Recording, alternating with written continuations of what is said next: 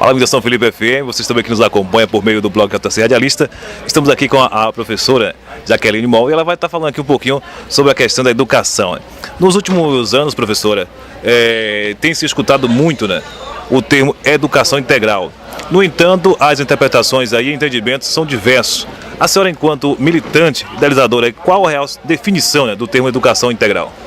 Bom, primeiro uma alegria estar aqui em São Felipe, que é uma cidade que vai se tornando e vai se tornar mais, cada dia, uma referência na construção da educação integral no Brasil.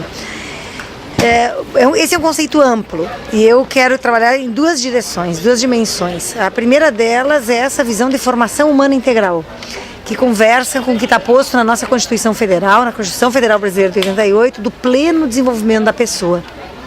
O pleno desenvolvimento da pessoa implica no desenvolvimento ou na formação no campo cognitivo, intelectual, no campo afetivo, emocional, no campo, no terreno psicomotor, físico.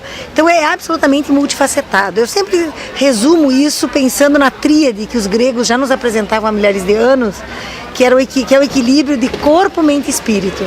Quer dizer, então pensar em educação integral é pensar numa proposta formativa, seja no âmbito da escola ou fora dela, que pense o ser humano na sua globalidade.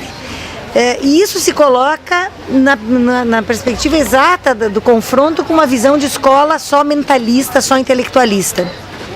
Com uma escola que o próprio Anísio Teixeira, que é um grande nome nesse debate no Brasil, já nos anos 30, 40 dizia, quer dizer, não é possível uma escola que fique que seja tão periférica na perspectiva do desenvolvimento do sujeito. Então, falamos da formação humana integral e falamos numa outra perspectiva no campo de direitos em termos de educação no Brasil, na escola de tempo integral.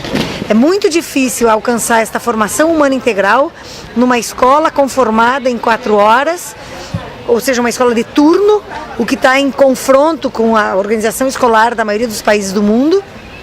É difícil falar de formação humana integral numa escola organizada por disciplinas rígidas, que não conversam entre si, de uma escola cuja organização diária se dá por períodos de 45, 50 minutos.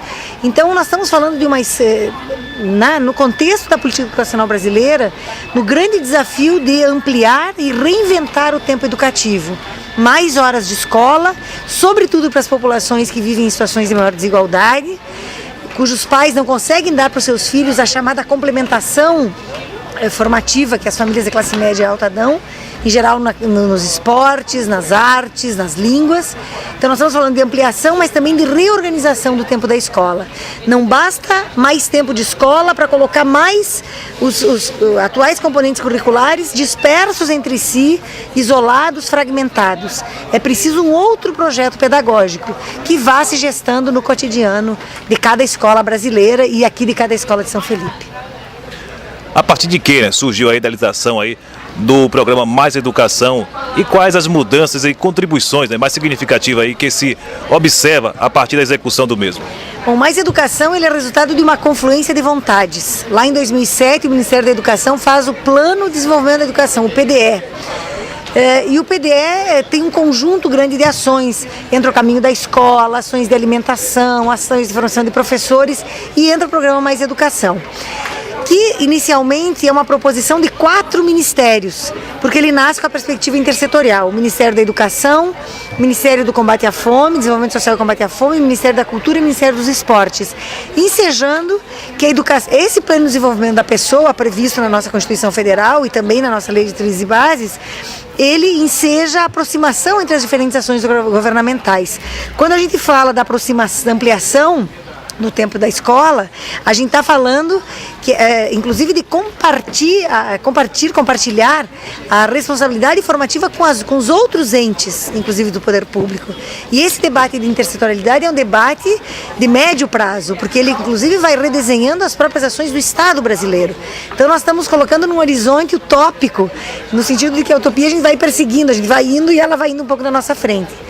E o Mais Educação acabou sendo, como tu bem disseste nos teus escritos jornalísticos, um embrião desse processo todo na contemporaneidade brasileira, né? É sempre preciso lembrar que o grande nome na educação brasileira que pensa educação integral, uma escola de dia inteiro, é Anísio Teixeira, um baiano de Caetité, que vai dar sua vida pela educação pública brasileira e cuja memória, cujo legado, cuja tradição pedagógica nós estamos recuperando com muita veemência. Então, Anísio, já nos anos 30, nos anos 40, diante do quadro desolador da educação pública da Bahia, ele foi, nos anos 20, já superintendente da educação aqui, ele propõe uma outra escola. Era preciso transformar a escola.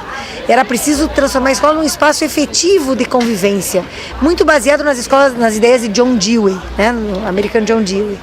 E o Mais Educação vai se colocar como esse DOIM, como uma ação estimuladora, né, para que estados e municípios, e cada um com as suas escolas e com a autonomia das escolas, redesenhem, né, o tempo educativo na perspectiva de uma formação humana integral. Hoje está em 60 mil escolas, quase 6 milhões de estudantes brasileiros. Nós conseguimos, entre muitas outras coisas nesses anos, implantar no Plano Nacional de Desenvolvimento, do Plano Nacional de Educação, aprovado em junho do ano passado no Congresso Nacional, como Lei 13.005, uma meta específica de ampliação de jornada escolar, muito baseada na experiência do programa Mais Educação. Então nós temos frutos que são pedagógicos, nós temos a melhoria da aprendizagem, a permanência na escola, o envolvimento das famílias, a articulação com as comunidades, e temos já frutos, inclusive, do ponto de vista legal, né? Nós temos uma meta em 10 anos, metade das escolas públicas no Brasil e pelo menos 25% dos estudantes terão que ser de tempo integral. Quais os maiores desafios, né, enfrentados hoje para o desenvolvimento de uma educação integral, tempo integral? Bom, há vários, e eu acho que o principal deles é o de concepção. As pessoas entenderem que nós naturalizamos no Brasil a ideia de uma ideia de escola de 4 horas. Nenhum país sério do mundo dá apenas 4 horas de educação para suas crianças. O mínimo que a gente encontra, em geral nos países da OCDE, são 6 horas diárias, com tendência a aumento desse tempo. É preciso mais tempo formativo por vários motivos. E um deles é que as famílias não estão presentes nas casas. As mães se constituem forças de trabalho importante na sociedade, as mulheres. Portanto, quem cuida, quem fica com essas crianças? E é evidente que aqui a tarefa não ela é de cuidar, mas esse cuidar equilibrado com educar, com introduzir a criança no mundo das novas tecnologias, no mundo das artes, dos esportes, na criação de hábitos que permitam, né, uma vida consciente, uma vida, por que não dizer feliz, né? Então, tem esse desafio que é de concepção das pessoas desnaturalizarem a escola de 4 horas e saírem da ideia de que a escola é um lugar para aprender só para instruir, só com ensinar a ler e escrever, ou as contas no máximo. A escola é um espaço educativo da sociedade, ela é uma conquista da sociedade. E no caso da sociedade brasileira, uma conquista tardia, que vem sobretudo na segunda metade do século XX. Então, esta consciência é um desafio a ser construído. Depois nós temos o desafio da jornada dos professores, na medida em que isso está contemplado lá no PNE, na medida em que os estudantes vão ficar o dia inteiro na escola, é importante que os professores também fiquem o dia inteiro e que essa função seja uma função organizada de modo diferente do que acontece hoje na escola. Os prédios escolares precisam ser melhorados e adaptados. Nós temos ainda uma estrutura física muito precária. Refiro de novo a Anísio Teixeira, que já nos anos 40 fazia uma espécie de diagnóstico dizendo da situação muito precária dos prédios escolares no Brasil.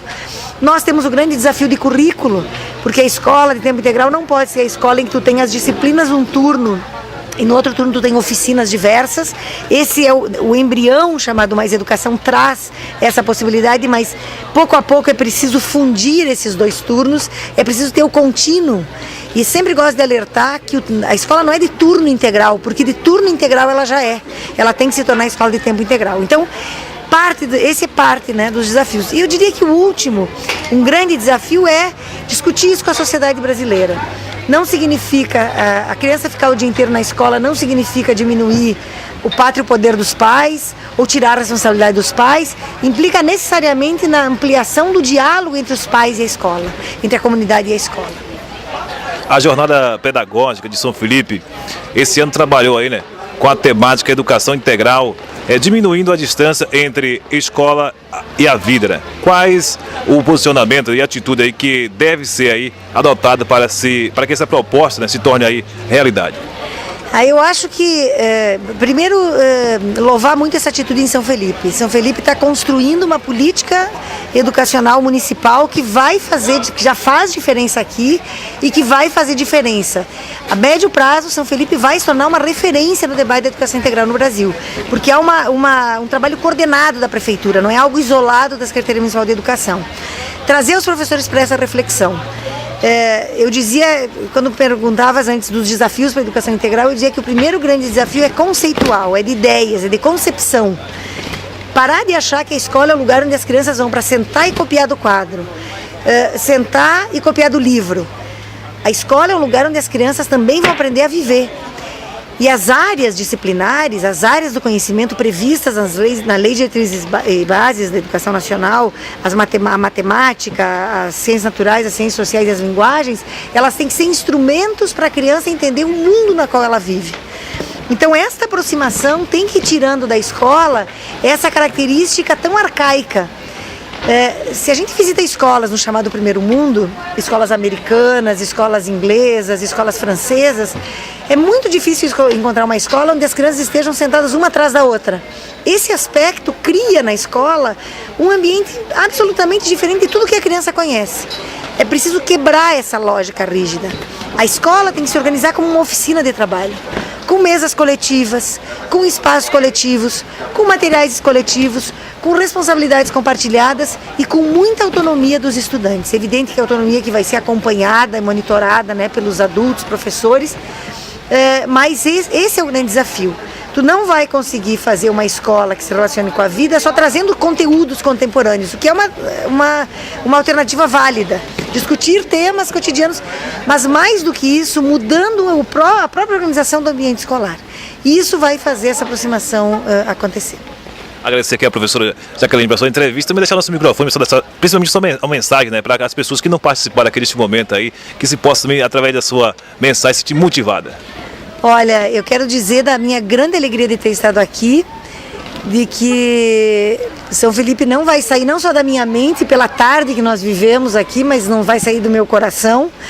Eu gostaria gostaria e vou trabalhar para isso, para que São Felipe seja uma referência para outras escolas, que o Brasil conheça o que se passa aqui, porque essas experiências dos pequenos municípios, elas vão sedimentando um caminho que, como dizia muito bem o secretário Pedro, não terá volta no Brasil.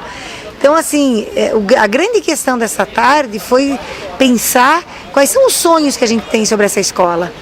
A educação integral não é uma coisa nova, não é só uma inovação da escola. A educação integral, ela vem trazer toda a perspectiva de direitos que foram negados historicamente para a maioria das crianças e adolescentes no Brasil. E, sem dúvida nenhuma, os professores são partícipes e artífices desse processo, junto com os pais. O processo educativo não se dá só na escola, não se dá só na família, se dá na relação, na interação da escola, da família e dos outros espaços nos quais a criança participe. O meu ideal de cidade, de escola, é de que a gente possa acolher em todos os espaços da cidade as crianças. As crianças chegarem na Câmara de Vereadores e aqueles adultos que estão ali saberem que tem algo para ensinar, tem exemplos a dar a essas crianças. Atravessarem a rua e a gente saber que quando a gente para o carro, a gente está educando as crianças para viver de modo civilizado, de modo que todos possam compartilhar do espaço urbano. Então, a educação integral, ela traz a responsabilidade da formação humana integral, corpo, mente e espírito, e ela traz a perspectiva de que todos são reciprocamente responsáveis pelos processos educativos que se vivem em sociedade. E esse é um processo que não vai terminar nunca, porque a gente, como sociedade, tem que evoluir, tem que melhorar e tem que ser capaz de viver melhor, enfrentando ainda as profundas desigualdades que o Brasil tem. É isso, obrigada.